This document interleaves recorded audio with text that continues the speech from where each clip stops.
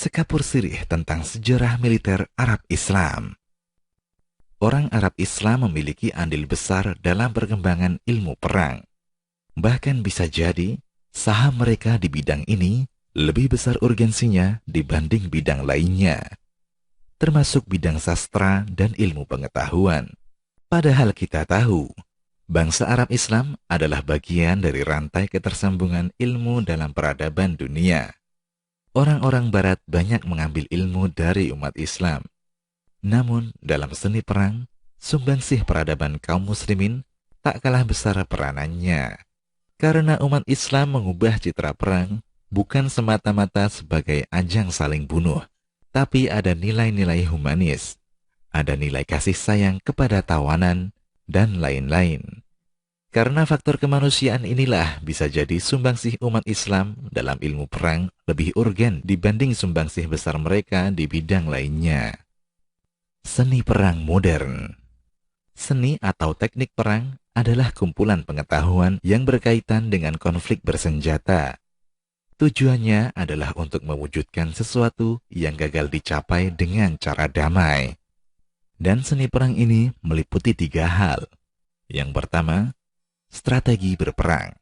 Yang kedua, seni operasi perang. Dan yang ketiga, taktik. Pertama, strategi berperang. Strategi berperang meliputi banyak hal. Di antaranya, bagaimana operasi perang dilakukan, metode dan sarana apa saja yang diperlukan untuk menyukseskan operasi militer ini. Karena itu, strategi perang ini ditetapkan setelah sebelumnya mempelajari keadaan musuh, bagaimana kekuatan dan kemampuan mereka. Kemudian menentukan arus serangan utama dan arus serangan sekunder, menentukan pasukan inti, dan di mana mereka ditempatkan dalam pertempuran. Termasuk juga menyiapkan kekuatan materi perang, menyesuaikan senjata-senjata dengan jenis operasi dan kondisi peperangan. Semua ini dikoordinasikan dan disusunlah strategi peperangan untuk mencapai hasil yang diinginkan. Kedua, seni operasi perang. Setelah strategi perang ditetapkan, maka selanjutnya adalah bagaimana mengoperasikannya di medan pertempuran. Metode seperti apa yang digunakan untuk memaksimalkan pasukan utama. Kemudian masing-masing kelompok pasukan dikoordinasikan untuk mencapai tujuan yang sama. Apakah cukup 1 batalion yang bergerak atau melibatkan banyak batalion? Ketiga, taktik peperangan. Dalam peperangan ada taktik umum dan taktik khusus. Taktik umum terkait dengan senjata apa yang akan digunakan, dan taktik khusus bagaimana pengoperasiannya di medan tempur. Sejarah perkembangan militer Arab Islam. Sebagaimana disampaikan di awal, bangsa Arab Muslim memiliki andil yang sangat besar dalam perkembangan ilmu perang. Bagaimana tidak? Lihatlah sejarah penaklukan yang dilakukan Arab Muslim. Mereka memulainya pada tahun 13 Hijriah atau 634 Masehi. Tidak sampai 100 tahun dari situ, bangsa Arab telah menjadi negara terbesar yang pernah dikenal sejarah. Coba bandingkan berapa ratus tahun negara adidaya seperti Romawi dan Persia untuk membangun kekuatan sebesar itu dan penguasaan wilayah seluas itu. Tidak ada komunitas masyarakat sebelum dan sesudah bangsa Arab Islam yang mampu melakukannya dengan waktu sesingkat itu. Kecepatan ini bukan berarti tanpa halangan.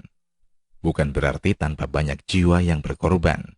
Kalau tanpa halangan, pasti militer Arab Islam tak akan berkembang dan dapat memberikan sumbangsih. Mereka menghadapi peperangan yang berat, namun mereka mampu memecahkan masalah militer tersebut dalam waktu singkat, sehingga banyak kemenangan diraih. Strategi operasi militer pun dapat diwujudkan, dan tujuan peperangan dapat dicapai. Operasi-operasi militer yang dilakukan kaum muslimin tidak dilakukan acak. Tidak hanya bermodal yakin akan pertolongan Allah, tetapi sesuai dengan rencana akurat yang dibuat oleh para pemimpin. Kemudian dieksekusi oleh para pejuang yang tidak tertandingi dalam sejarah, baik dalam kelakuan, ketahanan, dan kepercayaan mereka pada tujuan yang mereka perjuangkan. ada tahapan dan kebijakan yang detail dilakukan oleh para pemimpin Islam. Prinsipnya, jumlah pasukan itu penting.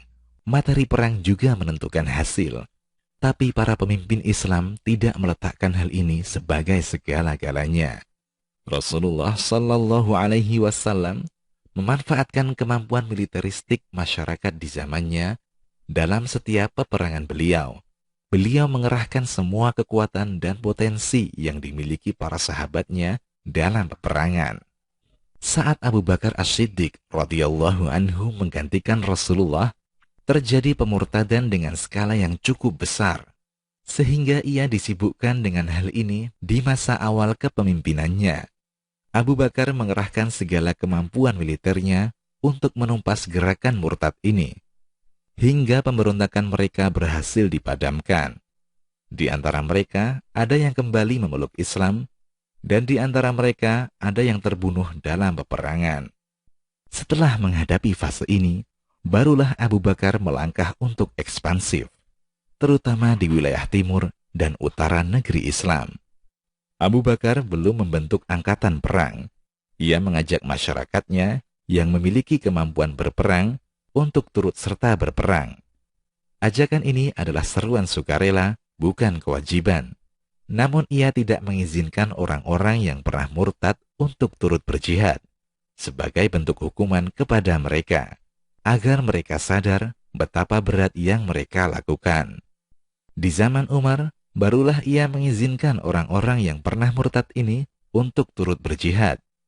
Namun mereka tidak diizinkan menduduki posisi strategis dalam pasukan.